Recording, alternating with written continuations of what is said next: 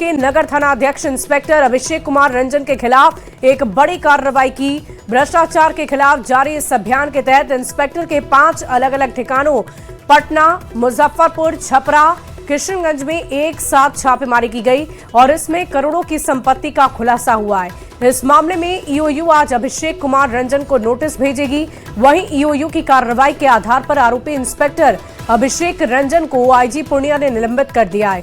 अभिषेक कुमार रंजन पर कुल 1,70,22,000 रुपए आय से अधिक संपत्ति अर्जित करने के आरोप लगे हैं, जो आय से लगभग 115.66% अधिक बताए जा रहे हैं। छापेमारी के दौरान विभिन्न ठिकानों से 55 करोड़ के करीब की आय से अधिक और बेनामी संपत्ति से जुड़े सबूत भी ईओयू को मिले हैं। ये बड़ी खबर आपको इस वक्त की बता रहे हैं।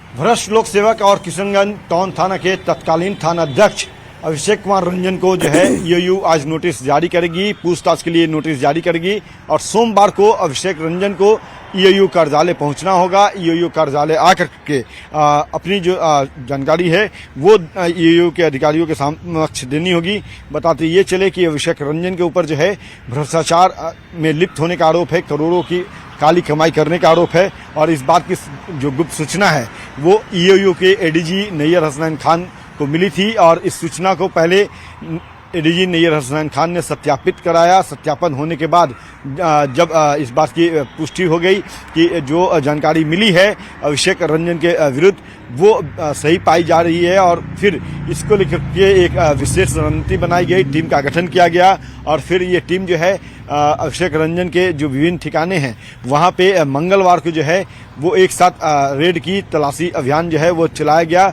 और इस तलाशी अभियान के दौरान जो काली कमाई थी अभिषेक रंजन के द्वारा उसका खुलासा हुआ और खुलासा ही नहीं बल्कि ये बात भी सामने आई कि जो किशनगंज के तत्कालीन एसडीपीओ थे गौतम कुमार, उनके सानिध्य में ये अभिषेक रंजन भी जो है वो काली कमाई कर रहा था और फिर इस बात की जानकारी जब मिली एडीजी नैयर हसनैन खान को तो उन्होंने इन बातों का भी सत्यापन कराया। सत्यापन के दौरान कई चौंकाने वाली बात जो है वो सामने आई। पता ये चला कि अभिषेक रंजन जो है वो पटना में एक आलीशान मकान बना रखा है और उस मकान के छत के ऊपर जो है स्विमिंग पूल है।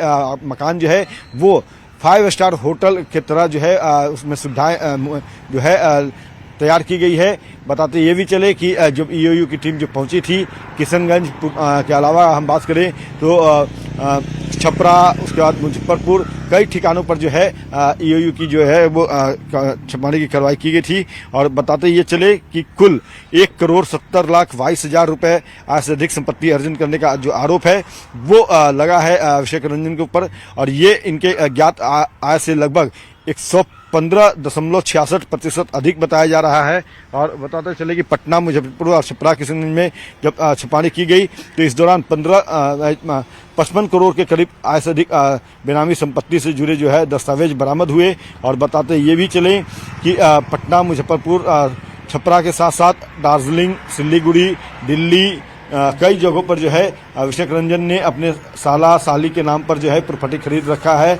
और इसके अलावा बात हम करें कि मुजफ्फरपुर के अहियापुर थानेदार के रूप में अभिषेक कुमार रंजन ने भू माफियाओं, बालू माफियाओं, अपराधियों से साठगांठ कर मुजफ्फरपुर में कई बेनामी करोड़ की। और देखिए इस पूरी खबर के अधिक जानकारी के साथ न्यूज 18 संवाददाता पटना से अमित कुमार हमारे साथ सीधे लाइव जुड़ रहे हैं। अमित, क्या कुछ जानकारी है आपके पास? अब तक की कार्रवाई में क्या कुछ मिला है और क्या क्लू मिले थे ईओयू की टीम को जिसके आधार पर ये कार्रवाई की गई, ये छापेमारी की गई?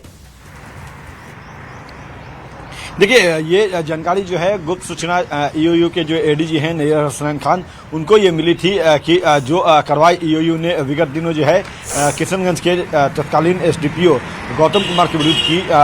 उनका एक शागिर्द है, उनका एक जो है कह सकते हैं कि शिष्य है अभिषेक कुमार रंजन, वो भी काली कमाई कर रहा है और करोड़ों की संपत्ति उसने भी अर्जित कर रखी है। जिसके बाद इस सूचना का सत्यापन जो है एडीजी नैयर हसनैन खान ने अपने टीम से कराया। जब संपुष्ट हुआ सूचना जो है वो जब पक्की पाई गई तो एक विशेष टीम का गठन किया गया और ये टीम जो है वो 5 ठिकाने पर मंगलवार को अभिषेक कुमार रंजन की जो 5 ठिकाने हैं छपरा, पटना, मुजफ्फरपुर, किशनगंज समेत जो है 5 ठिकाने पर एक साथ छापेमारी की।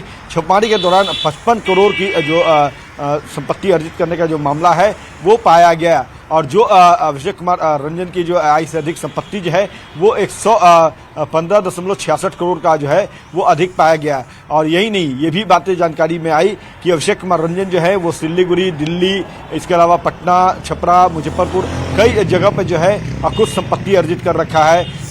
ये भी जानकारी आया ईओयू के द्वारा जब छापेमारी की गई तो इस दौरान ये भी जानकारी आई कि अभिषेक कुमार रंजन जो है वो अपने ससुराल के जो रिश्तेदार हैं उनके साथ होटल ताज में जाकर के लगभग 5 दिनों तक बिताया है। उसके रसीद पाए गए और वहाँ पे भी कह सकते हैं कि एक मोटी रकम खर्च उसने किया।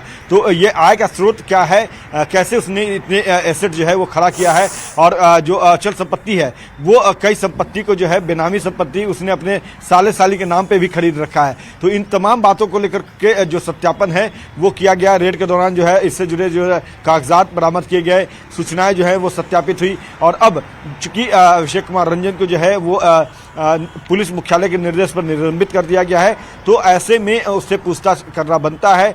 चूंकि अभिषेक कुमार रंजन जो है जिन तमाम जो कुछ संपत्ति है इसकी सूचना, इसका जो घोषणा होता है हर साल करना होता है, सभी पुलिस पदाधिकारी, सभी सरकारी कर्मचारियों को, अधिकारियों, पदाधिकारियों को करना होता है। उसमें इसने इन बातों का उल्लेख नहीं किया था। तो ये कहाँ से अर्जित किया इसने, इसके साथ साथ जो अपने रिश्तेदारों को ये कैसे लाभ पहुंचा रहा था, साथ ही साथ ये भी बात है कि गौतम कुमार जो है वो कैसे इसके साठगांठ करके पूरा ये नेटवर्क चला रहा था। हमें ये बताइए कि क्या ईओयू की टीम ने अभी सिर्फ और सिर्फ छापेमारी की है या उनसे सवाल जवाब भी किए जा चुके हैं?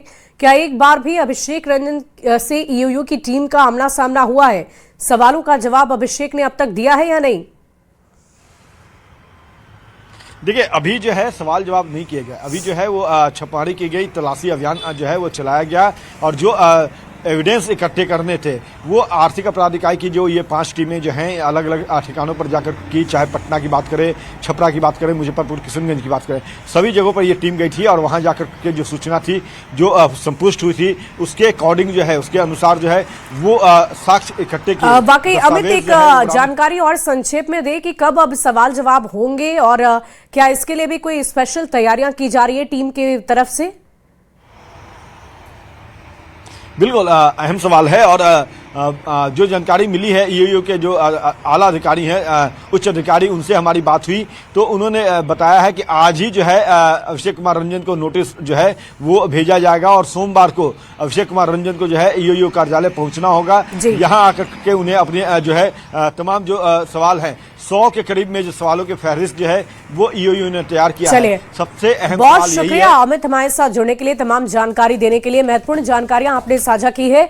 और इसी बीच अब आगे बढ़ेंगे और बड़ी खबर अपने दर्शकों को बता दें। सुपौल के त्रिवेणीगंज में आस्था पर हमला करने वाली एक शर्मनाक घटना सामने आई है। त्रिवेणीगंज बाजार स्थित चिलौनी नदी पुल के पास बजरंगबली मंदिर में असामाजिक तत्वों ने हनुमान जी की प्रतिमा पर कालीख पोत दी और मंदिर की दीवारों पर अभद्र और अपमानजनक गालियां भी लिखी है। इस घटना से इलाके में लोगों के बीच गुस्सा नजर आ रहा है। सुबह जैसे ही लोगों की नजर इस पर पड़ी, इलाके में तनावपूर्ण स्थिति हो गई। बड़ी संख्या में स्थानीय लोग मंदिर परिसर में जुट गए, दोषियों पर सख्त कार्रवाई करने की मांग करने लगे। लोगों का कहना है कि ये सिर्फ एक शरारत नहीं बल्कि धार्मिक भावनाओं को ठेस पहुंचाने की साजिश है। सूचना मिलते ही पुलिस मौके पर पहुंची है, स्थिति को नियंत्रित करने में जुटी हुई है। प्रशासन ने मामले की जांच शुरू कर दी है। दोषियों की पहचान सीसीटीवी फुटेज के आधार पर की जा रही है। तो पुलिस मामले की पड़ताल में जुटी है। बड़ी खबर आपको बता रहे हैं। नदी के बगल में एक मंदिर नया स्थापित हुआ है और इस मंदिर के जो मंदिर है बजरंगबली जी का, और बजरंगबली जी के मंदिर को पूरा काला रंग से पोत दिया गया है और इसके पीछे में मतलब अभद्र गाली वगैरह, इतना गंदा गंदा गाली लिखा गया है जिसको हम वर्णन नहीं कर सकते हैं। यही घटना है। देख लीजिए कि जो है किस तरह से बजरंगबली और श्री रामचंद्र जी, लक्ष्मण जी के मुंह पे कालिक भी पोता गया है। मंदिर के कुछ दीवार को भी क्षतिग्रस्त किया गया है और पीछे में कुछ अभद्र गाली भी लिखी गई। लाइन गुम रहे, गुम का ई दशा करने से कौन चीज हमें केकरे नहीं देखलिए कि के कर लेके क्या किया हुआ है? क्या किया हुआ है? पेंट जी के आते ऊपर से कौन चीज पे पेंट कर दिया? बजरंगबली पर। और देखिए, न्यूज 18 पूछता है सवाल कि आखिर कौन बिगाड़ रहा सुपौल का माहौल? भगवान की मूर्तियों से आखिर बार बार छेड़छाड़ क्यों की जाती है? कब होगी आरोपियों की गिरफ्तारी? एक बड़ा सवाल है। बजरंगबली की मूर्ति से आखिर छेड़छाड़ किसने की, क्यों की और कब तक इनकी गिरफ्तारी की जाएगी?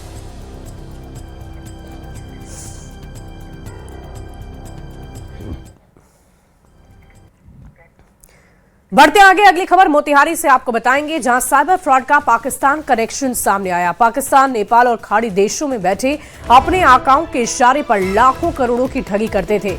सोशल मीडिया पर भ्रामक विज्ञापन बनाकर उनका डिजिटल अरेस्ट कर उनसे ठगी का कार्य किया जाता था। कल्याणपुर के खटोलवा का अंकित कुमार महज 10% कमीशन के लिए साइबर ठगी किया करता था। पुलिस ने अंकित कुमार को गिरफ्तार किया है। अंकित की निशानदेही पर उसके 4 अन्य साथियों को गिरफ्तार किया गया है।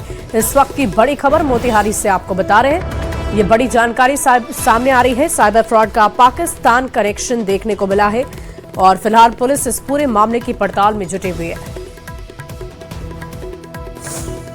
तो देखिए, मोतिहारी से बड़ी खबर आ रही है। साइबर फ्रॉड का पाकिस्तान कनेक्शन, पाकिस्तान और अन्य देशों से इनके तार जुड़े हुए हैं, जिनके आका पाकिस्तान में बैठे थे और उनके इशारे पर यह इंटरनेशनल साइबर फ्रॉड का मामला चल रहा था। फिलहाल इस गिरोह के 5 शातिर ठग को पुलिसकर्मियों ने गिरफ्तार कर लिया है। पाकिस्तान भेजते थे ठगी का पैसा और जांच पड़ताल लगातार जारी है। 26 को गुप्त सूचना प्राप्त हुई कि एक साइबर फ्रॉड अंकित कुमार, ग्राम खटोलवा, थाना कल्याणपुर, जिला पूर्वी चंपारण, जो पाकिस्तान एवं अन्य देशों के साइबर फ्रॉड से मिलकर आम एवं भोली भाली जनता के साथ साइबर फ्रॉड करते हैं, अभी कल्याणपुर एटीएम के पास हैं। पुलिस के द्वारा प्राप्त सूचना के आधार पर त्वरित कार्रवाई करते हुए अंकित कुमार को गिरफ्तार कर लिया गया। और देखिए, इस बीच सियासी गलियारे से एक महत्वपूर्ण खबर आपको बता दें। निशांत कुमार आज से सक्रिय हो जाएंगे और आज दोपहर में जेडीयू दफ्तर भी पहुंचेंगे। कार्यकर्ताओं से उनकी मुलाकात होगी और बहुत जल्द बिहार दौरे पर निकलेंगे निशांत। इस वक्त की सबसे बड़ी खबर आपको बता रहे हैं सियासी गलियारे से। निशांत कुमार, जो कि पूर्व सीएम नीतीश कुमार के बेटे हैं, आज दोपहर में जेडीयू दफ्तर पहुंचेंगे, कार्यकर्ताओं से मुलाकात करेंगे और बहुत जल्द बिहार दौरे पर निकलेंगे निशांत। इस वक्त की बड़ी खबर आपको बता रहे हैं, ये बड़ी जानकारी सामने आ रही है। तो देखिए, बहुत जल्द बिहार दौरे पर निकलेंगे निशांत, ये बड़ी खबर आपको बता दें। निशांत कुमार आज से एक्टिव हो जाएंगे, आज दोपहर में जेडीयू दफ्तर पहुंचेंगे, कार्यकर्ताओं से मुलाकात करेंगे। आपको बता दें कि बदलती सरकार के बीच निशांत के डिप्टी सीएम बनने की चर्चा पुरजोर तरीके से चल रही थी, लेकिन इन तमाम चर्चाओं पर विराम लग गया। और क्योंकि निशांत ने खुद कहा कि जब तक वो सक्रिय राजनीति में नहीं आ जाते तब तक वो इतनी बड़ी जिम्मेदारी नहीं संभालने को तैयार है। और देखिए, इस पूरी खबर के एक जानकारी के साथ पटना से न्यूज 18 संवाददाता आनंद अमृतराज हमारे साथ सीधे लाइव जुड़ रहे हैं। आनंद, ये बड़ी जानकारी सामने आ रही है, निशांत कुमार आज से सक्रिय हो जाएंगे, जेडीयू दफ्तर भी पहुंचेंगे, क्या निर्धारित कार्यक्रम है उनका? देखिए, निश्चित तौर पे पूर्व मुख्यमंत्री नीतीश कुमार के बेटे हैं निशांत कुमार, और जो कुछ दिन पहले ही जेडीयू में सक्रिय रूप से शामिल होकर लगातार गतिविधियों में शामिल हो रहे थे और लगातार कभी पार्टी के नेताओं कार्यकर्ताओं से मुलाकात कर रहे थे। लेकिन जब से नई सरकार का गठन हुआ तब से निशांत कुमार की चुप्पी कई तरह के सवाल खड़े कर रही थी। और सवाल ये था कि क्या निशांत कुमार बिहार के डिप्टी सीएम बनेंगे या नहीं बनेंगे। आखिरकार उन्होंने इस कुर्सी को ठुकरा दिया है और वो फिलहाल इस कुर्सी पर बैठने को तैयार नहीं है। लेकिन आज दोपहर में लगभग 12 से 12:30 के बीच में निशांत कुमार जेडीयू दफ्तर पहुंचेंगे और कार्यकर्ताओं से मुलाकात करेंगे। जाहिर तौर पर उनके सक्रिय होने से जेडीयू कार्यकर्ताओं में भी काफी खुशी है और उन्हें लगता है कि निशांत कुमार के सक्रिय होने से पार्टी में जो अभी जड़ता की स्थिति थी वो एक बार फिर से गति पकड़ेगी। और जाहिर तौर पर निशांत कुमार के लिए एक बड़ी रणनीति भी तैयार हो रही है और बहुत जल्द आपको निशांत कुमार पूरे बिहार का दौरा करते नजर आएंगे, जिसका चर्चा कुछ दिन पहले ही जेडीयू के बड़े नेताओं ने भी किया था। और जाहिर तौर पे निशांत कुमार ने उप मुख्यमंत्री की कुर्सी नहीं लेकर एक बड़ा मैसेज देने की कोशिश की है कि वो कुर्सी पर बैठने के पहले जनता के बीच में जाना चाहते हैं, जनता से मिलना चाहते हैं, जमीनी स्थिति जानना चाहते हैं और अपने कार्यकर्ताओं में उत्साह भी भरना चाहते हैं। तो जाहिर तौर पर निशांत कुमार अभी किसी भी सदन के सदस्य भी नहीं है, इस तौर पे भी वो उप मुख्यमंत्री नहीं बनना चाहते थे और आखिरकार उन्होंने इस कुर्सी को ठुकराया और आज से वो पूरी तरीके से सक्रिय हो गए हैं। और निशांत कुमार जब जेडीयू दफ्तर में पहुंचेंगे तो उनके स्वागत के लिए बड़ी तैयारी जेडीयू के कार्यकर्ताओं ने किया है। और जाहिर तौर पर निशांत कुमार जब जेडीयू दफ्तर में पहुंचेंगे, जेडीयू कार्यकर्ताओं से मुलाकात करेंगे तो न सिर्फ वो अपने कार्यकर्ताओं का उत्साह बढ़ाएंगे बल्कि आने वाले अपने रोड मैप की भी जानकारी देंगे कि आने वाले समय में वो क्या करने वाले हैं। आनंद, निशांत एक्टिव होने जा रहे हैं और उसका क्या असर पार्टी के ऊपर पड़ता है और जनता के बीच जाकर वो कैसे इंटरेक्शन करते हैं जनता के साथ, वो भी देखने वाली बात होगी। बहुत बहुत शुक्रिया आनंद हमारे साथ जुड़ने के लिए, तमाम जानकारी के लिए। बढ़ते आगे, देखिए संसद में आज एक ऐतिहासिक दिन बनने जा रहा है। नारी शक्ति वंदन अधिनियम यानी महिला आरक्षण विधेयक आज लोकसभा में पेश किया जाएगा और इस अहम विधेयक पर पीएम मोदी खुद संसद को संबोधित करेंगे। वहीं गृह मंत्री अमित शाह भी महिला आरक्षण पर बोलेंगे। सांसदों को नारी शक्ति वंदन अधिनियम में संशोधन से जुड़े 3 बिल की प्रतियां पहले ही उपलब्ध करा दी गई है। प्रस्ताव के अनुसार लोकसभा और देश की सभी विधानसभाओं में महिलाओं के लिए आरक्षण का प्रावधान किया जाएगा। इसके साथ ही परिसीमन आयोग के गठन से जुड़ा बिल भी लाया जाएगा। सरकार की योजना है कि महिला आरक्षण और परिसीमन से जुड़े विधेयकों को साथ में पारित कराया जाए। इसके लिए आज लोकसभा में नियम 66 के निलंबन का प्रस्ताव भी लाया जाएगा। चर्चा के अनुसार लोकसभा में 18 घंटे और राज्यसभा में 10 घंटे का समय तय किया गया है। प्रस्तावित परिसीमन के बाद लोकसभा में सांसदों की संख्या बढ़कर 850 हो सकती है, यानी कि 850 हो सकती है। हालांकि विपक्ष ने महिला आरक्षण का समर्थन किया है, लेकिन परिसीमन विधेयक को लेकर एकजुट विरोध का ऐलान किया है। विपक्षी नेताओं की बड़ी बैठक में कई दल शामिल हुए, जहां परिसीमन को लेकर गंभीर सवाल उठाए गए। वहीं वाईएसआर कांग्रेस ने दोनों विधेयकों को बिना शर्त समर्थन देने की घोषणा कर दी है। आज की कार्यवाही संसद की दिशा और देश की राजनीति के लिए बेहद अहम।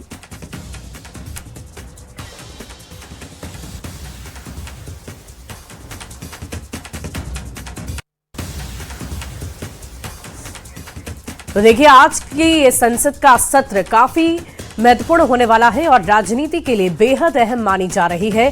नारी शक्ति वंदन अधिनियम को लेकर बड़े बड़े बदलाव होने जा रहे हैं, जिसका असर व्यापक देखने को मिलेगा। 2011 की जनगणना के आधार पर आरक्षित सीटें रोटेशन सिस्टम के जरिए हर चुनाव में बदलेंगी। ये तमाम बदलाव है जिसे हम आपको आपकी टीवी स्क्रीन पर दिखा रहे हैं। देखिए, नारी शक्ति वंदन अधिनियम को लेकर केंद्रीय मंत्री गिरिराज सिंह ने कहा कि मुझे उम्मीद है कि आज भी लोग समर्थन करेंगे। पहले की तरह ही महिलाओं के साथ भेदभाव नहीं करेंगे। ये बिल महिलाओं के हित में लाया जा रहा है और 2029 के चुनाव में उनकी भागीदारी हो, ऐसी कामना हम करते हैं। की सोच है कि अगर हमने 2023 में लाया तो इसे उनको अधिकार दें, नारी शक्ति वंदन अधिनियम को जमीन पर उतारा जाए, न कि लटकाया जाए। इसी सोच के तहत तात्कालिक व्यवस्था के लिए कुछ उसमें संशोधन है और मुझे पूरा विश्वास है कि इस आधी आबादी को नारी सशक्तिकरण के लिए जैसे पहले पास किया गया, वैसे आज भी लोग समर्थन करेंगे और निश्चित रूप से महिलाओं के साथ कोई भेदभाव नहीं करेंगे। और एक तस्वीर आपको राजधानी पटना से दिखाएंगे, जहां नारी शक्ति वंदन का स्वागत महिलाएं खुले दिल से कर रही है। महिलाओं का कहना है कि अब तक हर क्षेत्र में पुरुषों का ही दबदबा रहा, खासकर राजनीति में देश पुरुष प्रधान रहा है और अब प्रधानमंत्री नरेंद्र मोदी की बेहतर सोच और महिलाओं के प्रति उनके मन में जो सम्मान है, उसकी वजह से महिलाओं के लिए ये एक ऐतिहासिक और साहसी कदम उठाया जा रहा है।